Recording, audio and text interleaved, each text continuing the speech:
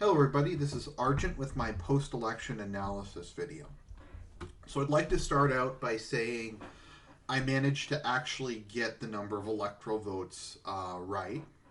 So the errors that I made was I called Nevada for Trump, and I called Nevada for Trump, and I called Wisconsin for Clinton, but Nevada and New Hampshire went for Clinton, and Michigan went for Trump. Wisconsin went for Trump. So I got the number of electoral votes right. I got two states wrong, though. Three states wrong. To be fair, though, as we'll look at it, they were very close. The ones I got wrong, except for Wisconsin. No one expected Wisconsin, but New Hampshire and Nevada, the actual results were very close. So I got the number of electoral votes right. So I'm going to give myself a big pat on the back for that. So I think kind of one of the big issues of this election was there's kind of a crisis of faith in the polling industry. Was the polling industry wrong? Was the polling industry right? Why were the odds so off? Why were the results so different than what we thought was going to happen? So let's go swing state by swing state, and we'll just see how things turned out, and we'll see how accurate the polls were. So let's start off with Arizona. So hopefully you can see this. Sorry, it's kind of hard to have both of these on the screen at the same time. So let's see here.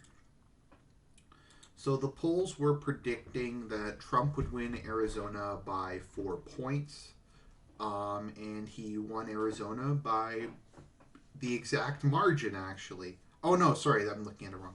And he won it by 4 points, so it was off by 0.3. So that was almost perfectly accurate.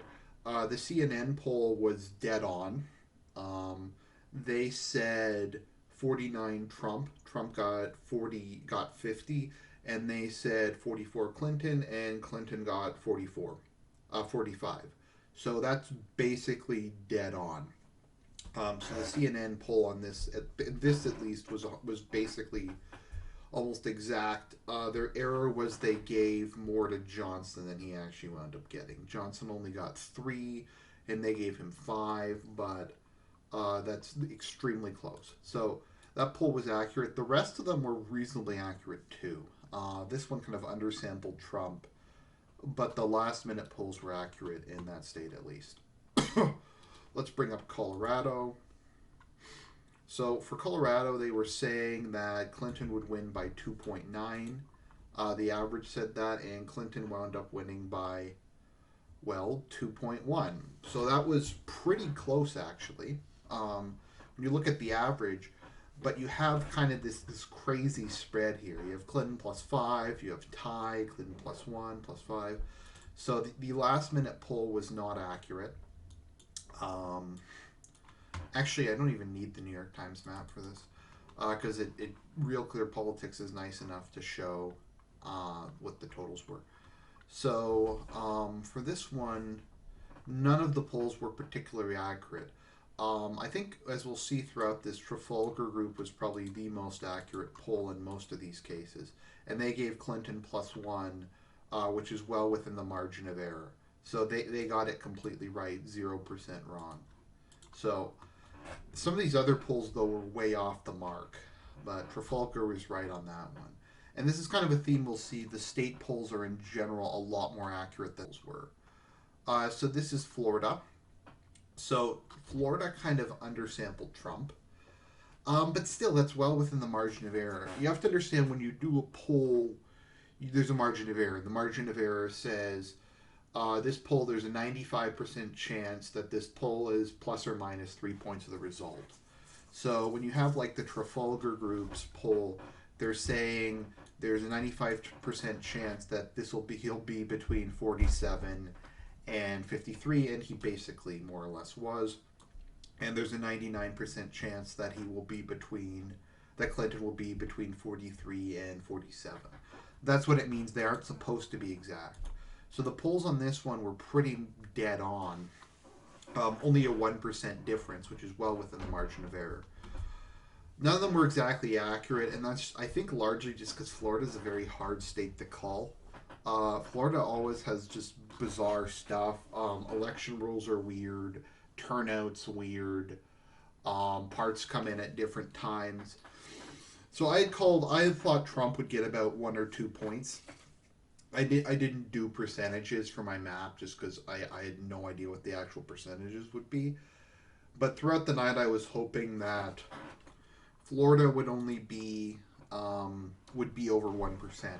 Because how recounts work in America is if there's less than a 1% difference between candidates, and it's a state that would tip the electoral college, then they do a recount. So I was hoping Trump would at least get a 1.1, so there'd be no need for a recount. So there's another state which was actually pretty accurate. Let's bring up Georgia and Iowa next. We're just going to go through all the states, and we're just going to see what wound up happening.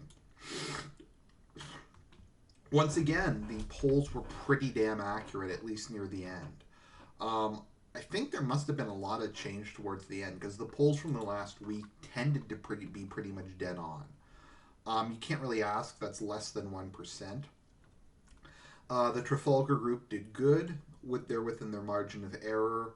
Opinion Savvy did good.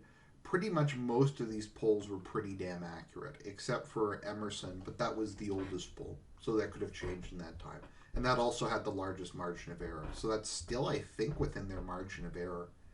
So that's 4, and yep, that's within their margin of error. So Georgia was called pretty much correctly by the polls. And the state polls were a lot more accurate. So they said that Trump would get +3 in Iowa. As you can see, though, there weren't a ton of polls for Iowa.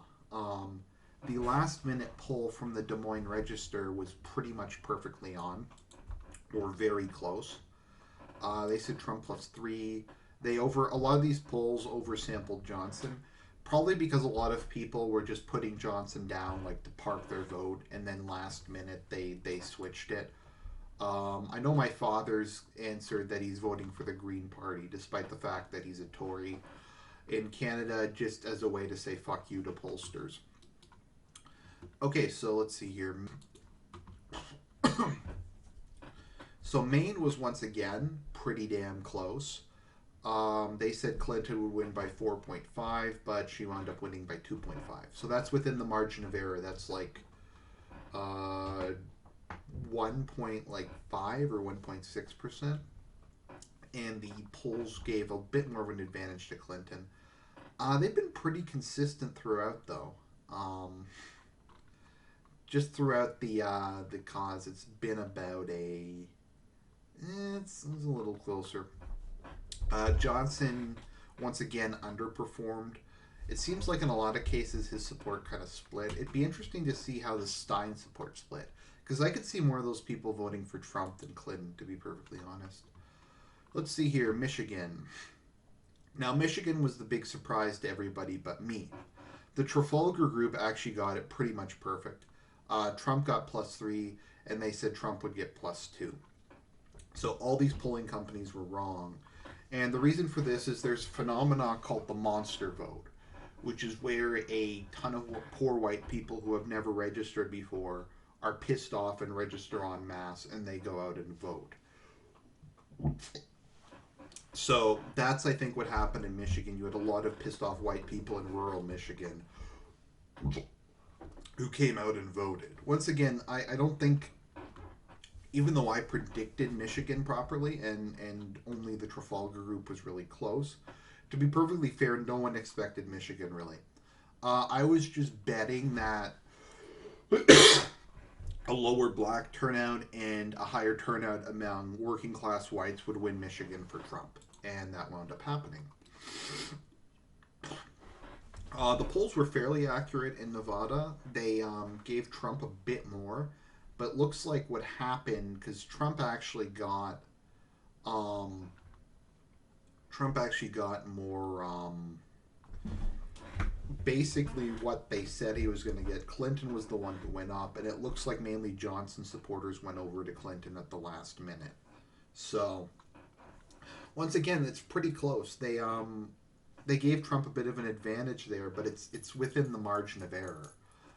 It's about 3 point difference, so that's within prediction, and that's kind of, I think, a lot of the problems with this election was Trump does a lot better in blue states and does worse in red states. So let's see here. We have New Hampshire, New Mexico, North Carolina, Ohio. And then I'll go back to the New York Times because it's actually pretty interesting how he did in some dark blue states. So this which state was this? New Hampshire. So polls were pretty much dead on in New Hampshire. The problem though with the polls in New Hampshire is we have this stupid outlier that was plus 11 Clinton, and that one was obviously completely and utterly wrong. The last minute polls though were pretty accurate. Um, so Clinton got +1 in the last poll, Trump +2, tie, Trump +1. Those are all pretty much dead on.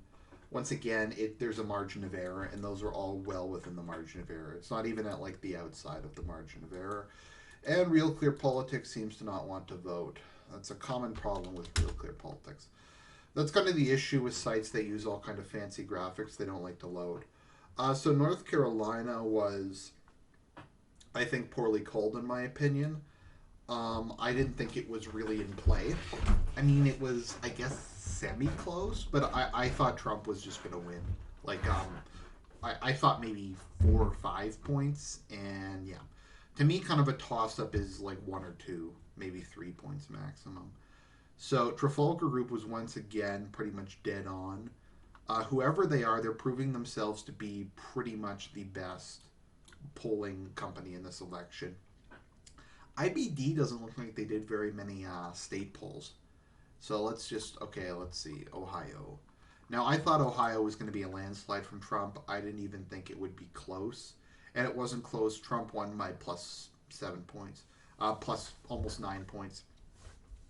Now, once again, the last minute polls were pretty damn accurate.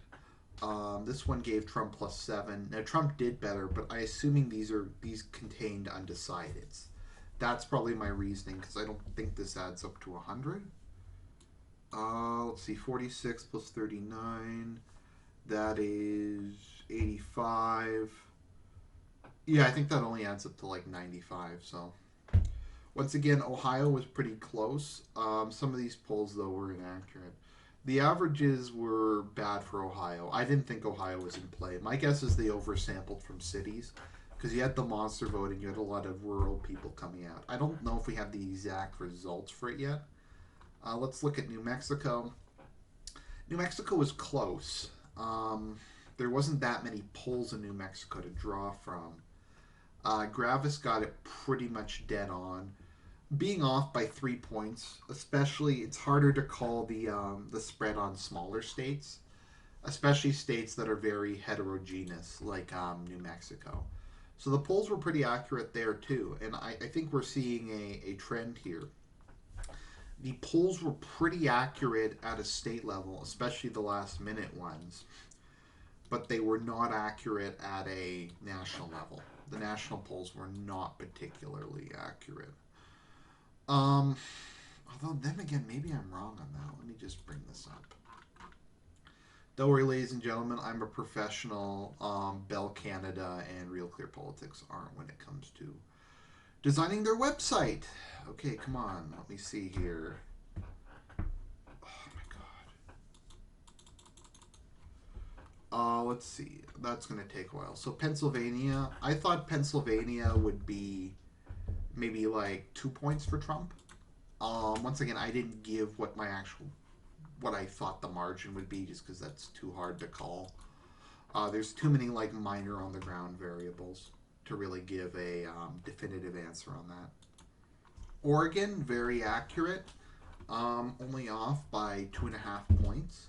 And I think that's part of the problem why, which is because of how close it was in a lot of these. So like the difference between the two is within the margin of error. Let's see, Maine second. I don't know it doesn't say what the final results were for that. So I can't really give a reading on that. Virginia was exact in terms of the Real Clear Politics average. That is pretty good. Once again, though, these contained a lot of undecideds because the actual results were lower. My guess is they didn't count undecideds or they didn't count refusals. Now, Wisconsin was a complete wild card. I think Monster Vote was in full display there. I mean, you have a margin of error there of 1.9 that was off by 9 points. So, Wisconsin is by far, I think, we're going to find the worst polled state in this entire election. Let's see here. Pennsylvania. So Pennsylvania, I mean, it was close, but I thought Pennsylvania was going to go because I was hearing about the Amish vote. I figured turnout would be down in Philly and the major cities among blacks, and turnout would be up among working class whites. And Trafalgar Group once again did an amazing job. So let's see. What was the final election polls? The final spread was Clinton 3+3. Okay, so it definitely overly favored Clinton. Um, IBD was close, and Bloomberg was close, but I don't know. It was. I think my guess is they overestimated black and Hispanic turnout. I think they also overestimated how Hispanics would break because they didn't break as strongly against Trump as people were saying. They also underestimated working class white turnout. Excuse me. Trump versus Clinton once again, pretty inaccurate. Barely within the margin of error. I wouldn't even really count those within the margin of error. So let's just look at the New York Times one now. So one of the other interesting things is how well Trump did in dark blue states. Minnesota is a dark blue state. That's the home of Al Franken. That's the home of Paul Wellstone when he was still alive. That's the home where I think that was the only state that didn't go for. It wasn't. It was the only state that didn't go for Reagan, or the only state that didn't go for Nixon. One of the two. It was. The Democrat Party isn't even called the Democrat Party there. It's like the Democratic Farm and Labor Party. So Trump only lost by 1.4%, which I think is largely because of the white vote. But in a dark blue state, that's very good. In Illinois, he didn't even do terribly. He got 40% of the vote. In Illinois, that's not bad at all. California was a washout. Colorado was only 2 points. That's extremely close, considering I think it was like 5 or 6 points for Obama. New Mexico, he did better than people expected. Oregon was actually only 10 points. I mean, these are dark blue states. He was only down like 10%. You also have to understand if that had swung 5 points Trump's way, that would have been a tie. Washington he did horribly in, but Washington is one of the darkest blue states. Actually, if we look at this, it's not even fully counted yet. It's only 72% reporting. Michigan, he won. Let's see here. He didn't do as bad in Detroit as people might have thought. In Oakland, he did pretty good in the suburbs. But as you can see, basically we have monster vote in all like these other areas turned out for him. Pennsylvania, basically everywhere outside of the cities voted for Trump. New York, it's kind of funny when you look at the breakdown of these, because New York would probably be a red state if you excluded New York City. But this is a common theme. All the rural areas and all the smaller towns vote one way. New Hampshire, no, sorry, not New Hampshire. Vermont, Trump did horribly, and Vermont's probably the most left-wing state in America. Let's see, Massachusetts did terrible. Connecticut actually did pretty damn good. Only losing by 10 points in some of the most left-wing states in the Union is pretty good. Rhode Island, he did very good in.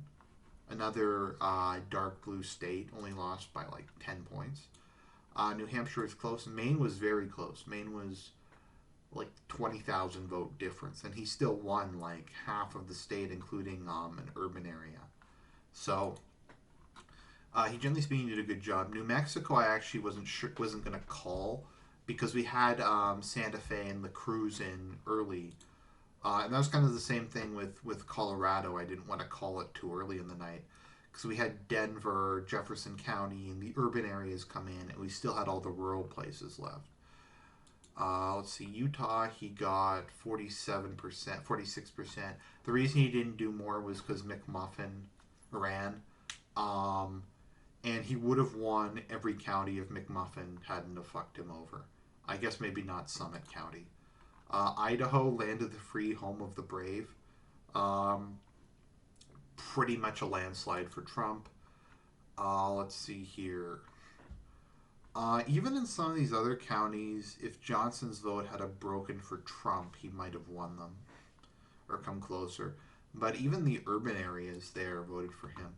North Dakota, pretty much everyone voted for him. There's some random counties where there's no population there. That's literally like 1,000 people. South Dakota, yep. Minnesota, everywhere except for Minneapolis and the big urban areas voted for him. Iowa, once again, Iowa was Clinton at the beginning of the night, but I said it's just going to be Des Moines, and once Des Moines and Cedar Rapids are done, Trump's going to pick up and he's going to win Iowa. And that was kind of a theme we saw throughout the night where Clinton, because cities tend to get in their results sooner, they were up in a lot of areas, but then they went down. Virginia was a lot closer than anyone thought. Virginia was actually in Trump's favor the entire night until Fairfax came in.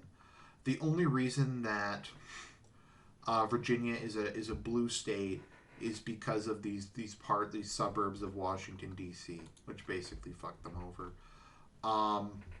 North Carolina, what they were calling for Clinton, but I was pretty sure Trump was going to win just because the rural areas weren't in yet. Same thing with South Carolina. Georgia, I didn't think was going to be close. Once again, though, we have the issue of the urban areas and then the rural areas. Now, Florida was kind of back and forth across the night. I called it when it was at, I think, 90% for Trump and he was up 1 point. They were trying to not call it when it was at 100% reporting and Trump was up by like 1.6, which I think says something. But I had called it fairly early just because Palm Beach, Miami, Tampa, Orlando, and Tallahassee were all in, and there were still some rural districts left. So by and large, he did pretty good. But even look at California, Northeast. A lot of inland California is Republican, or at least toss-up. It's largely just the coast that is left wing in California, and that's pretty true. Like look at Oregon. It's basically all of the state outside of Portland. In Washington, Washington would be a red state if it was just the other parts of it. Um, and like I said, this is kind of a theme you see in most states. But overall, I think he did like extremely well. Like let's look at the counties. It's pretty amazing. Just let's see here. Come on, load. See, we had all these counties flip, mainly in east the Midwest. So if you look at counties, it's like 90% of the land mass of America votes Republican. So with regards to the House, the Republicans kept the House. I don't think they even lost any. I think they lost like 3 or 4 seats, not very many at all. They still have a pretty solid majority. And Senate is also in. The Republicans maintained their majority. The Republicans had a lot of seats up for re-election. I think they had 20 up, and the Dems only had like 8. So this was kind of their election to lose.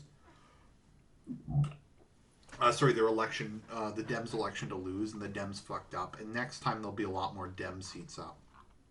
Louisiana's having a runoff, so we'll see how that goes. Kennedy's probably going to pick that up, and we'll have 52 GOP states. So overall, things were pretty damn accurate in most cases. The only real inaccuracy was the national polls. But many of these states were by pretty slim margins, so I can understand how the polls were off. But the red states seem to have gotten redder, the blue states less blue. The notable exception, of course, was Texas. Texas is slowly becoming a purple state. And if Texas becomes a purple state, we're screwed. Then again, I guess if Pennsylvania and some of these other states flip, if the Great Lakes states were to flip, then I don't know, we might be able to afford to lose Texas. But it's really the closest thing to a counterbalance we have to New York and Cali and some of the other large dark blue states. So I hope you enjoyed my election breakdown. This is Argent. I'll talk to you guys later.